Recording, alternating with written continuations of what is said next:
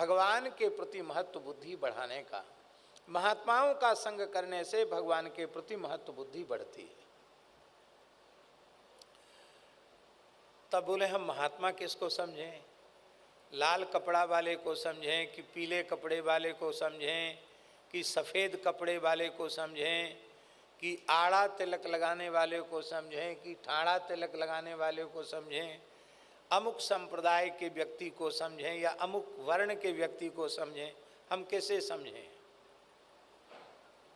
भैया हमारा विचार अपना तो ऐसा है, जिस किसी की भी महत्व बुद्धि भगवान के प्रति है उसको आप महात्मा मानकर उसका संग करिए। वो किसी वर्ण का हो, किसी आश्रम का हो, किसी संप्रदाय का हो। वैराग्यवान पुरुष का संग कीजिए।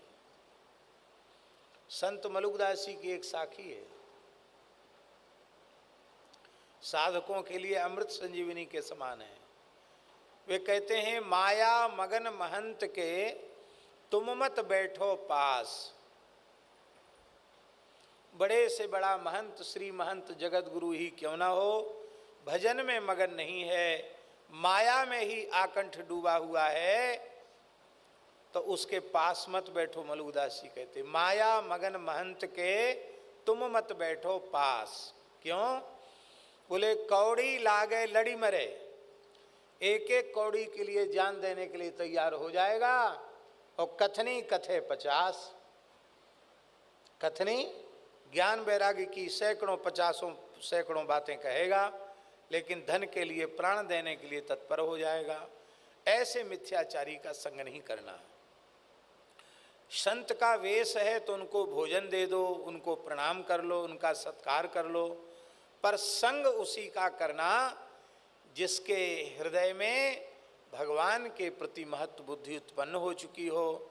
भगवान के प्रति जिसकी महत्व बुद्धि उत्पन्न हो जाएगी, उसका लक्षण है उसे शरीर संसार से वैराग्य हो जाएगा। अब वो कहने की बात नहीं, जरूरत नहीं पड़ती, वो तो अपने आप छलकने लग जाता है।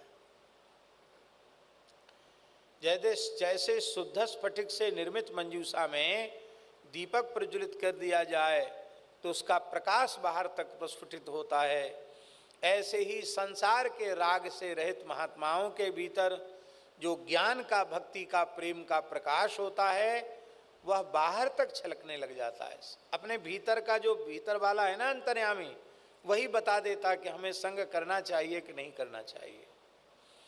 हमारे पूज्य सदगुरुदेव श्री भक्तमाली जी महाराज, हमने ऐसा अनुभव किया, कोई कुछ न करे, केवल निष्ठापूर्वक उनके चरणों में पड़ा रहे, इतने से ही उसे शरीर संसार से वैराग्य हो जाएगा, भगवान के चरणों में प्रेम हो जाएगा। ऐसा उनका जीवन था। हमने क्या किया? कुछ नहीं किया। ना हम पढ़े लिखे, ना हमने भजन साधन किया, केवल 14 वर्ष तक उनके चरणों में पड़े रहे। जिधर उनके चरण उधर ही दास का आसन। कई अवसर ऐसे आए कि वहाँ से उठने का अवसर आया। महाराज जी बोले, तुम पढ़ाते हो, यहाँ मेला लगा रहता है और तुम विश्राम नहीं कर पाते हो। सोने की जगह बहुत छोटी थी, इतनी छोटी जगह थी कि लंबाई उसकी 3 सवा 3 फुट की थी और चौड़ाई भी 3 फुट की ही थी। इतनी जगह, पैर फैलाओ तो कोई फाटक खोलेगा तो फाटक से पैर में चोट लग जाएगी, आने जाने का रास्ता।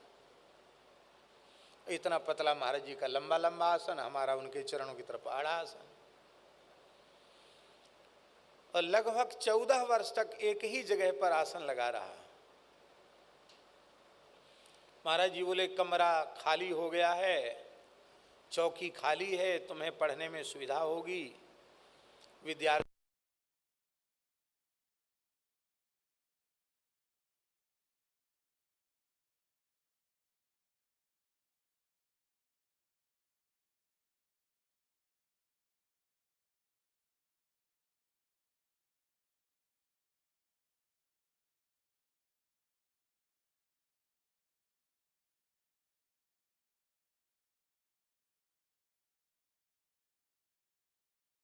है लेकिन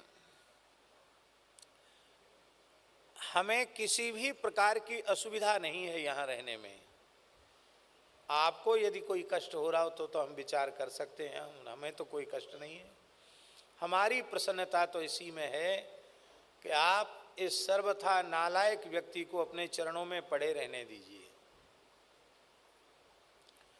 बनारस जाने का अवसर आया, हम नहीं गए। रूपंदेही जिला जाने का अवसर आया, हम नहीं गए। बोले फिर पंडित नहीं बन पाओगे। हम पंडित कहते हैं झूठी बात हो जाएगी। हमने कहा हमको पंडित बनने की जरूरत नहीं, हम आपके चरण नहीं छोड़ेंगे, एक जगह पड़े रहे।